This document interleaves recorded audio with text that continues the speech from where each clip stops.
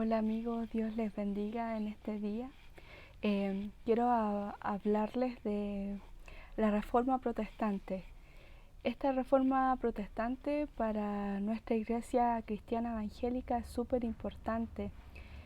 Esta sucedió un 31 de octubre de 1517, o sea, un día como hoy, 31 de octubre. Y por eso acá en Chile se eligió el día especial para las iglesias evangélicas, por este día importante que sucedió hace 503 años atrás, en el año 1517, un 31 de octubre.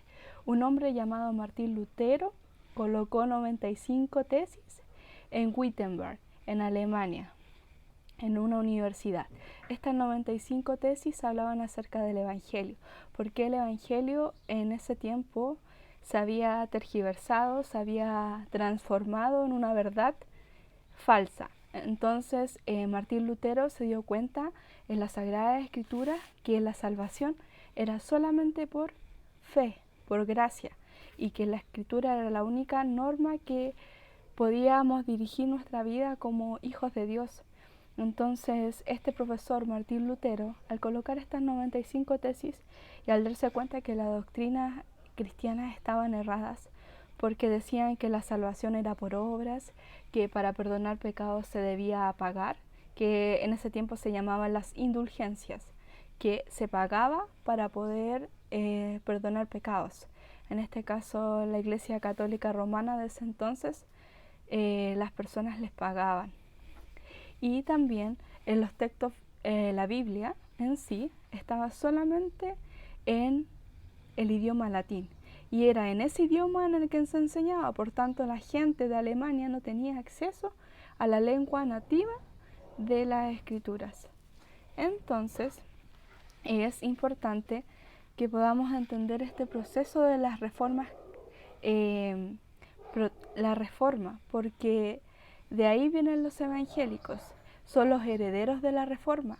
Por tanto, por eso se los dice protestantes, porque esta protesta que hizo Martín Lutero al colocar esas 95 tesis en Wittenberg, en la universidad, dio un cambio a cómo se estaba viviendo el Evangelio. Y eso es lo que le vamos a comentar ahora con nuestros amigos del Ministerio de Jóvenes, que esas 95 tesis se resumieron en 5 solas, que se le dice: solo Escritura, solo por gracia, solo por fe, solo por Cristo y solo a Dios la gloria. Entonces podemos ver que la Escritura es la fuente, la gracia es la base de esto, la fe es el medio, Cristo el mediador y por tanto la gloria a Dios es el fin último del Evangelio. Entonces nuestros amigos ahora los van a compartir estas 5 solas, que es el resumen del Evangelio y por qué son tan importantes en nuestra época. Para comenzar vamos a empezar con la sola Escritura. Solo la Escritura es la fuente de inspiración divina que los dio Dios para poder entender el Evangelio. Y para eso me gustaría comenzar con una frase que dice Martín Lutero: cualquier enseñanza que no se encuadre con las Escrituras debe ser desechada, aunque haga llover milagros todos los días. O sea que la Escritura es nuestra regla de fe, la santa palabra de Dios. Por tanto,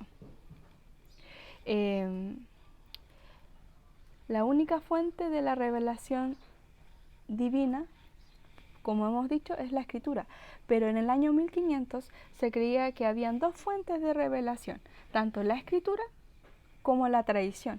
¿Qué es decir la tradición? Era como la Escritura era interpretada y eso lo formaban como en reglas, como esto tiene que cumplirse de cierta manera. Ustedes, para perdonar pecados, ustedes tienen que ir al cura, confesarse y pagar por ello. Y tienen que hacer buenas obras para poder salvos. Pero sabemos que la salvación es solo por Cristo y solo por fe.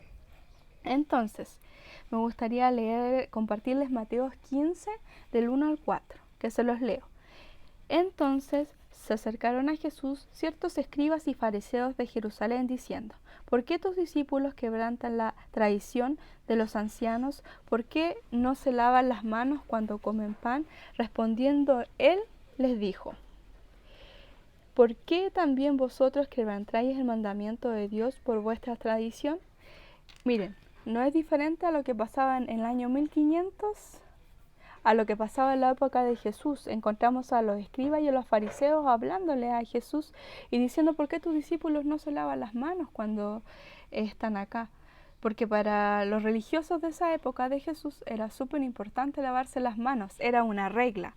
Entonces eso es lo que se discutía también en el año 1500, que esas normas, por ejemplo, lavarse las manos, era más importante que lo que había dentro del corazón. Entonces, por ejemplo, honrar a tu padre y a tu madre era más importante, ¿verdad? Pero para ellos le estaban dando una prioridad a lavarse las manos. Que dice, y Jesús les dice: ¿por qué también vosotros quebrantáis el mandamiento de Dios por vuestra tradición? Entonces, a Dios en verdad lo que le importa es el corazón, y la Biblia es la que descubre, las escrituras descubren nuestro corazón. Entonces no tenemos que regirlos por normas humanas, sino por la Biblia. Por eso tenemos que leerla y interesarnos por ella, y escudriñar y buscar en la Sagrada Escritura siempre, chiquillos. Antiguamente, en el año 1500, no se tenía acceso a las escrituras como hoy las hay. Tú la puedes leer en español, en inglés, en francés, en portugués, en diferentes idiomas. Pero en esa época solo se podía leer en latín, que era el idioma original que estableció la iglesia para poder leerse la Biblia. Y más encima, cuando la gente iba a las iglesias, se les leía la Biblia en latín. Y ellos eran alemanes, por decir un ejemplo, en Europa. Entonces ellos no entendían nada de lo que le estaban hablando. Entonces esa palabra no los edificaba a ellos porque no estaba en su idioma.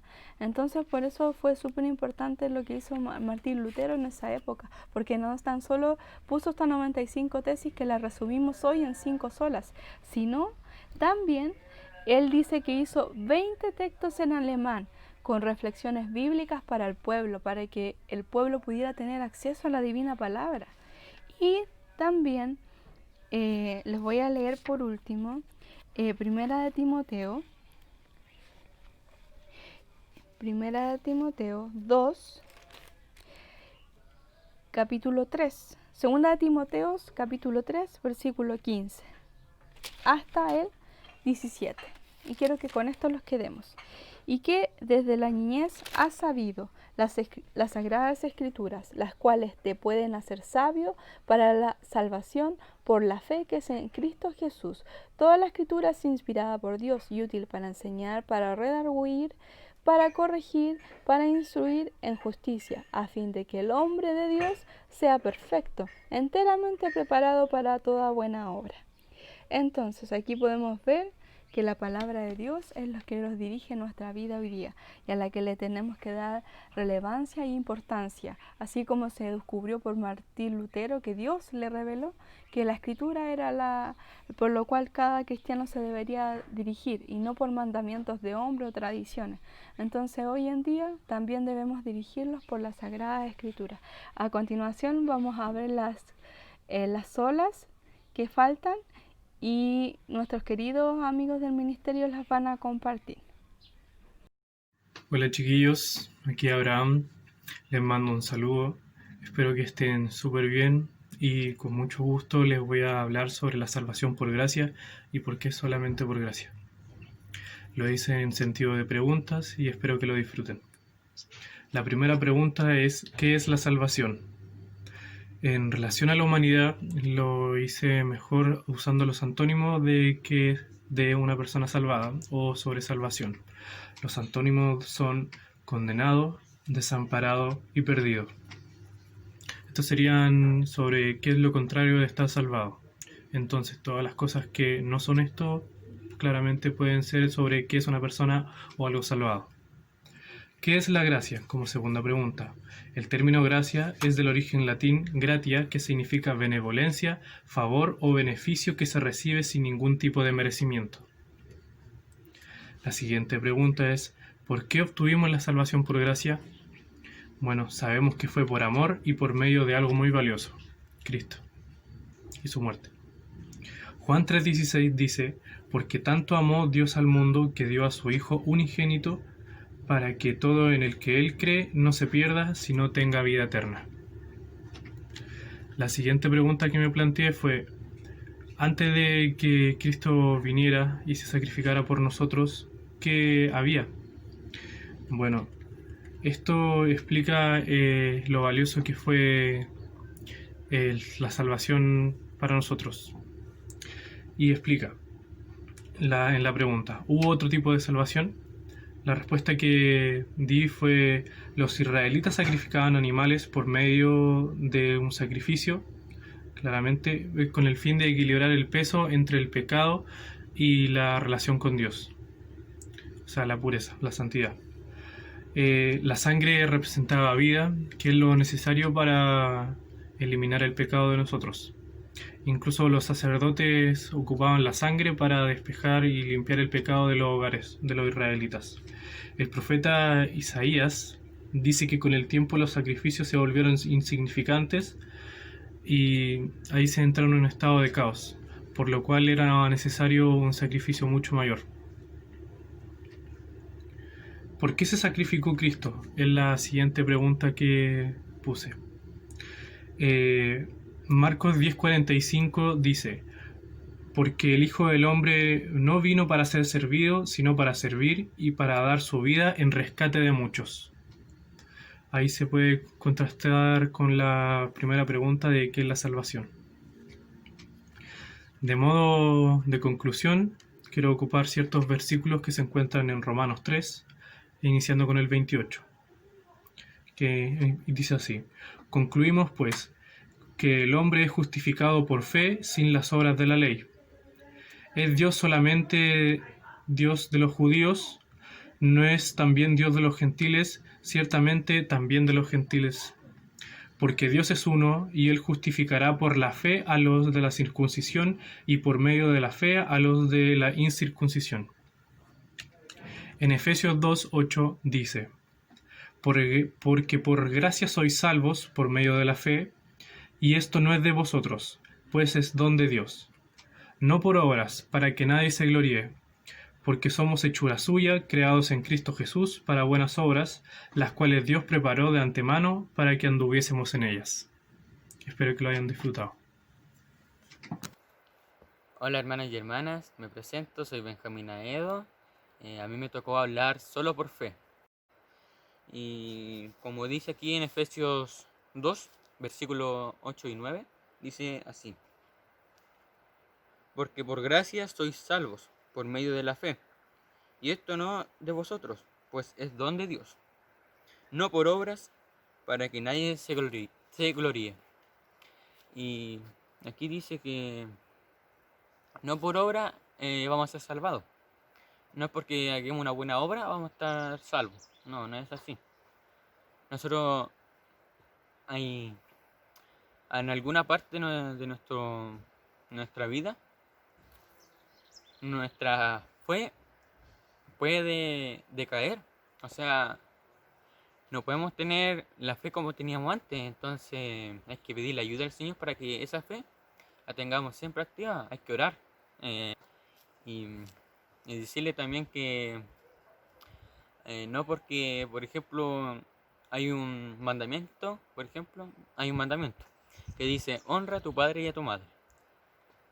Entonces, nosotros, eso es una buena obra, pero no por eso igual vamos a ser salvados. Y nosotros no tenemos que tener la fe en nuestros corazones. O sea, nuestra fe es algo muy grande. Y hermanos y hermanas, recuerden que siempre tienen que tener fe en Dios. Siempre tener fe en Dios. Nunca dejar de creer en Dios. Así que, hermanos, tengan esta fe. Hola hermanos, ¿cómo están? Espero que estén muy bien. Hoy voy a hablar solo por Cristo. Bueno, hace ya más de 500 años hubo una disputa entre cristianos en cómo llegar a Dios. Cómo el hombre puede llegar a Dios. Bueno, ellos creían, y hasta ahora siguen creyendo que hay muchas formas de llegar a Dios, pero para nosotros solamente existe una, que es el Hijo de Dios, que es Jesús, Cristo. Él vino aquí a la tierra no solamente a salvarnos, sino a guiarnos y puede ser un ejemplo de modelo a seguir para llegar al Padre, ya que Él es solo el camino que tenemos que seguir. Bueno, y en Juan 14:6 dice, y les dijo Jesús, yo soy el camino, la verdad y la vida. Nadie viene al Padre si no es por mí. O sea, eso está más que claro que sin Él no podemos llegar al Padre. Jesús es el camino que nosotros debemos seguir. Como había dicho, Jesús es como el ejemplo a seguir, porque sin Él no podemos llegar al Padre. No hay otra forma de llegar al Padre si no es por Él.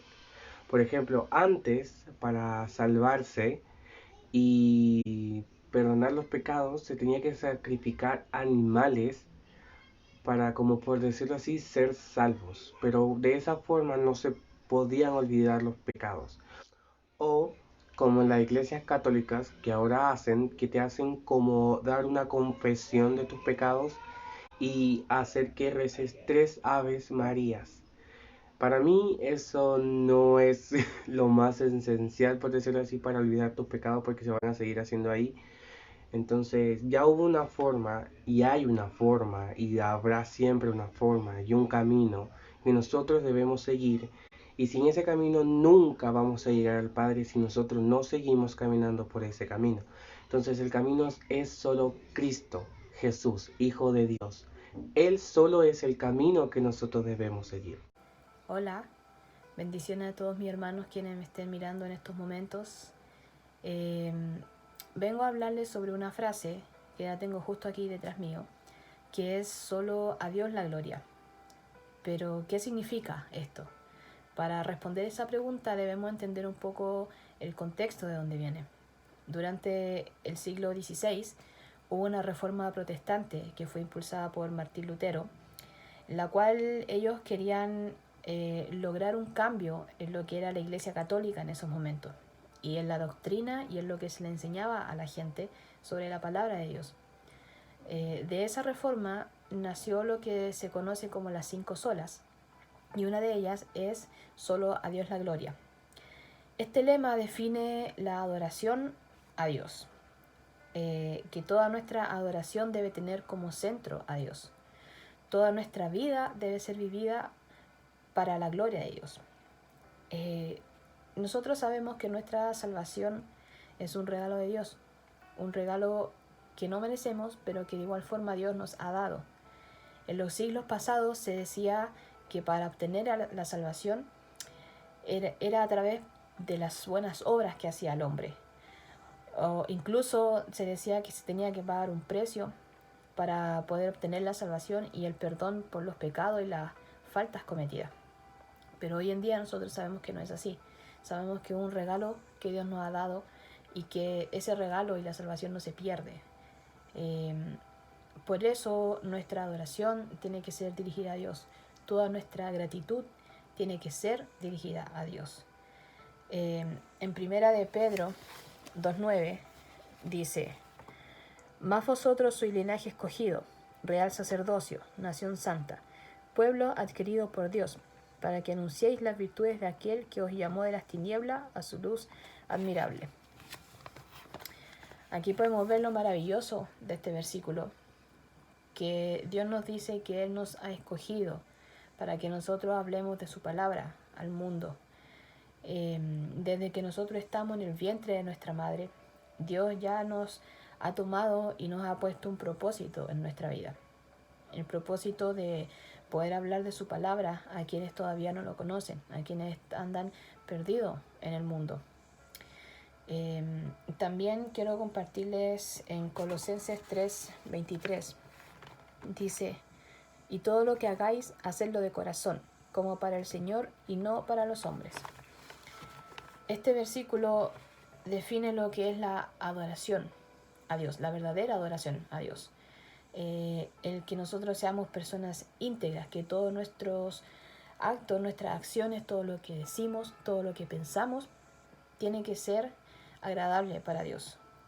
Eso es la verdadera adoración, que nuestro día a día, todo lo que nosotros estemos haciendo tiene que ser para la gloria de Dios. Nosotros como hijos de Dios debemos actuar todos los días para agradarle a Él, porque Él es quien nos ha sacado de las tinieblas, Él es quien nos moldea día a día, Él es quien nos purifica y quien perdona nuestras faltas y nuestros pecados que nosotros podemos cometer durante nuestra vida. Por eso todas nuestras acciones tienen que ser agradables para Él y no para agradar al hombre, no para agradar a nuestros hermanos de la iglesia, a nuestros pastores. Toda adoración tiene que ser dirigida a Dios. Él es nuestro centro, Él es nuestro guía durante toda nuestra vida. Quizás el día de hoy es un poco difícil mantener eso, pero no tenemos que perder la oportunidad de todos los días estar pensando en Dios, de toda nuestra vida y nuestro día a día estar agradándole a Él, estar haciendo acciones o teniendo pensamientos, incluso lo que decimos tiene que ser dirigido para la gloria de ellos. Esa tiene que ser nuestra verdadera adoración y tiene que ser el propósito también de nuestra vida. Espero que haya sido de bendición este video, también como lo fue de bendición para mí hacerlo. Y le mando un abrazo a todos y muchas bendiciones.